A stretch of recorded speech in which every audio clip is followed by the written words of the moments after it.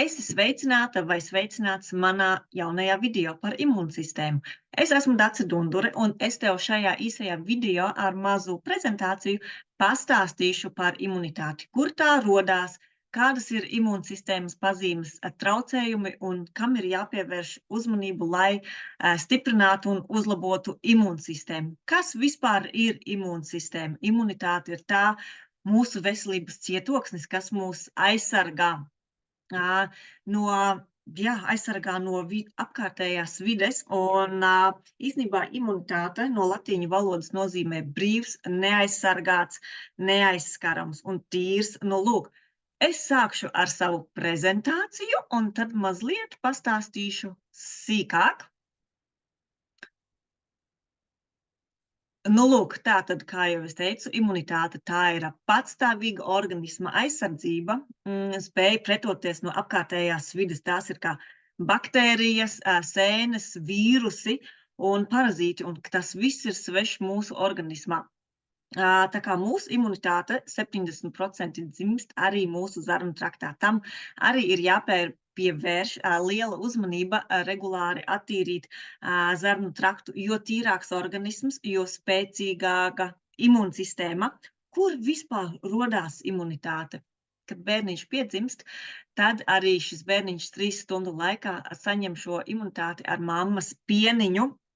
Nu, lūk, iesim tālāk. Nākamā lapa.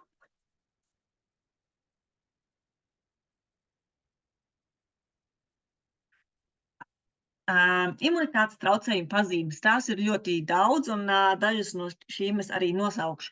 Tātad, kā pirmais, viens no tiem ir ātrs spēka zudums, hronisks nogurums, miegainība, galvas sāpes, locītavu muskuļu sāpes, izsitumi uz ādas arī var parādīties, ja imūnsistēma ir traucēta. Tad tas arī var liecināt par to, kad imūnsistēma netiek galā. Ilgstoši paaugstināta temperatūra, vājums, bāla āda, paaugstināta aizkaitinātība, nervozitāte un neuzmanība. Tāpat arī bezmiegs, biežas saslimšanas, šis ir tas vāveres ritenis, kad ir šīs biežās saslimšanas, ir sevišķi rudenī vai kad pavasaris nāk, tad liekas tā kā vienu nedēļu ir vesels un atkal piemetās saaugstēšanās, klepus, iesnas, un tad atkal paiet kāds laiks, atkal ir vesels un atkal, un visu laiku, un netiek no šī riteņa ārā. Tas ir šī biežās saslimšanas, kā arī kuņģa zarna trakta traucējumi. Nu, lūk, es domāju, katrs no mums ir saskāries, tieši ar, kad, ir šīs, ātras spēka zudums un šis vājums un apetītes nav. Tas var liecināt tieši par imunitātes traucējumu pazīmēm. Kā tad vispār uzlabot imunitāti? Protams, viens no tiem svarīgs ir veselīgs miegs. Tās, lai būtu vismaz 8 stundas bērniem, tas ir pat nepieciešams pat vairāk, tā kā laicīgi iet gulēt. Tam arī ir jāpievērš ļoti, ļoti liela uzmanība. Tāpat tās arī, protams, mēs nedrīkstam aizmirst par fiziskajām aktivitātēm, lai būtu kustība, jo arī šobrīd, diemžēl, tie dati liecina sevišķi jauniešiem, ka tās fiziskās aktivitātes paliek arvien mazāk, viņi vairs neiet laukā un nesatiekās, protams, arī ar saviem draugiem, bet viņiem tā ikdiena, diemžēl, ir savādāk. Protams, ne visiem ir arī izņēmumi, bet tā kā ne tikai jauniešiem, bet arī tāpatās pieaugušajiem, arī gados vecākiem cilvēkiem šī fiziskā aktivitāte ir svarīga. Es te nerunāju par sporta zālēm, kaut vai tā pati staigāšana, iziet laukā. Tas, protams, katram ir jāskatās pēc savām iespējām. Tāpatās organisma attīrīšana. Es jau mazliet pieminēju organisma attīrīšana. No kā tad ir organisms jātīra? Mēs ikdienu saskaramies, mēs nevaram reāli izvairīties no šīm vīrusiem, baktērijām, sēnēm, parazītiem, jo tā saskarsme mums ir, mēs uzņemam to caur pārtiku, caur gaisu, caur arī sabiedriskās vietās, no naudas, vasarā, ūdens, iet peldēšanas, viss bērnu dārzs, skolas. Tā kā mēs ir šī saskara ikdienu un visu laiku ar šiem mikroorganismiem, tāpēc organisms ir jātīra no visiem šiem īrniekiem, apakšīrniekiem, kā es mēdzu teikt, jo viņi arī būs tie, kuri ēdīs tavus vitamīnus, tavas aminoskābes, visas labās baktērijas, tavu uzturu, ko tu ikdienā uzņem, viņi apēdīs, un līdz ar to viņi arī izdala šīs toksiskās vielas, jo tās ir dzīvas būtnes, viņi arī izdala šīs toksiskās vielas, kas nomāc arī šo imunitāti. Un ja imunitāte šajā brīdī iespējams nav tik stipra, un ja uznāk tieši šie toksiskās vielas, līdz ar to tad imunitāte netiek ar to galā un rodās šīs veselības problēmas. Tāpēc organisms ir jātīra, jo 70% imunitāte dzimst mums zarnu traktā, tā kā rūpēties par zarnu trakta tīrību. Nu, lūk, nākamais, protams, arī ir sabalansēta pārtika. Jo mūsu ikdiena, diemžēl, nevienmēr ir tāda ātri, ērti, viegli. Bet, ja tā padomā, ko mēs šodien esam ēduši, ko ir tavi bērni vai tu pats ēdis, vai tiešām organismas šūnas saņēma visu to nepieciešamos vitamīnus, aminoskābes, labās baktērijas, šķiedrvielas. Diemžēl ar mūsdienu pārtiku ir to ļoti, ļoti grūti uzņemt, tāpēc ir nepieciešams šis nutrientu atbalsts. Nu, lūk, un, protams, arī atteikšanās no sliktajiem ieradumiem. Tas ir alkohols, cigaretes, viss, kas ir, nav obligāti nepieciešams mūsu veselībai, tā kā tie sliktie ieradumi arī ir jāpievērš uzmanība. Un nākamais ļoti svarīgs punkts, kā ietekmē stress imunitāti. Kā tu domā, kā stress ietekmē tavu imunitāti? Es viennozīmīgi varu pateikt, ka tas ir punkts numur 1. Stress ļoti ietekmē imūnsistēmu, jo stress ir tas, kurš, ja ir šis stress, uzreizām krītās arī šī imunitāte, un tad līdz ar to arī šiem apakšīrnieki, kas ir mūsu organismā, viņiem ir, teikšu tā, zaļa dzīve, un līdz ar to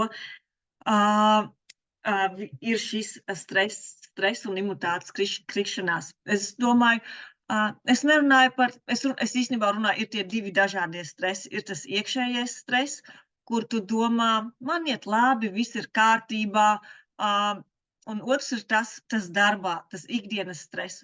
Es ieteiktu, goda vārds, no sirds piedomāt pie tā, man personīgi liekas no tā bīstamākā stresa, šī iekšējā stresa, kā tu uztver dzīvi, protams, arī ir jāpievērš uzmanība.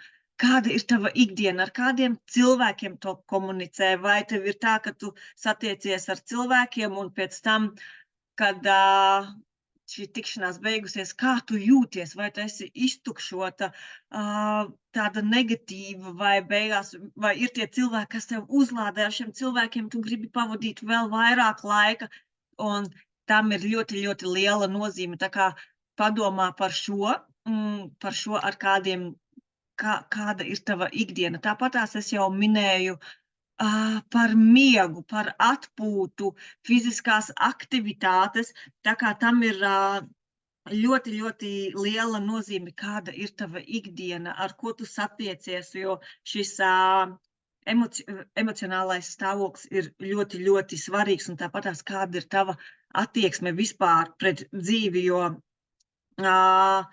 jo pozitīvā vidē, pozitīvā stāvoklī imunsistēma arī strādā labāk. Un es domāju, daudziem ir bijis tā, kad ir tā ikdiena, tas ikdienas stress, un tad, kad, pieņemsim, ir atvaļinājums vai brīvdienas, tad pēkšņi saslimst, jo tad organisms atslāpst, un tad notiek šī reakcija.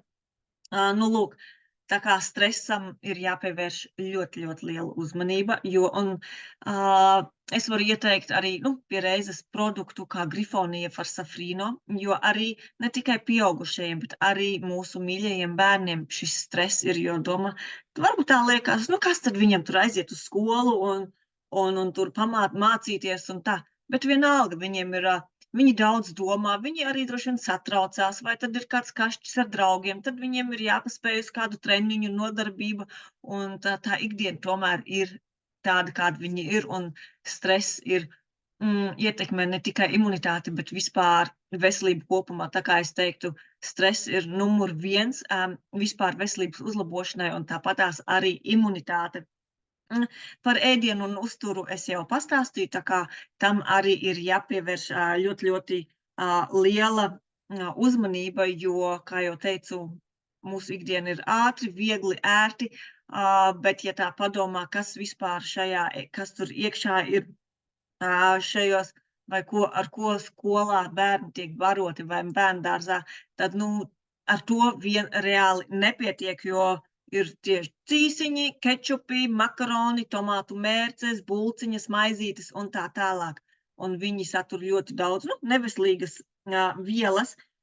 Lūk, un nākamais es jau arī minēju šīs sportiskās aktivitātes, tā kā tam arī ir jāpievērš uzmanība, kāda ir mūsu ikdiena. Lūk, tā bija mana mazā prezentācija, tā kā imunitātes stiprināšana ir jāsāk vispār arī ar ūdensdzeršanu. Kādu vispār ir, vai vispār tu dzer ikdienā bioloģiski sārmainu pieejamu ūdeni, jo tas, lai arī no organismā izvadītu šīs toksiskās vielas, un arī organismam ir jārada šī sārmainā vide, jo šiem apakšķīrniekiem, kā sēnes, parazīti, baktērijas, viņiem nepatīk šī sārmainā vide, un līdz ar to tādā veidā palīdz arī uzlabot vispār veselību. Tāpēc arī ir svarīgi attīrīt šo zarnu traktu, kā jau es minēju, un mēs ņemam, es personīgi esmu iecienījis šīs dabas vielas produktus, kas palīdz organismam,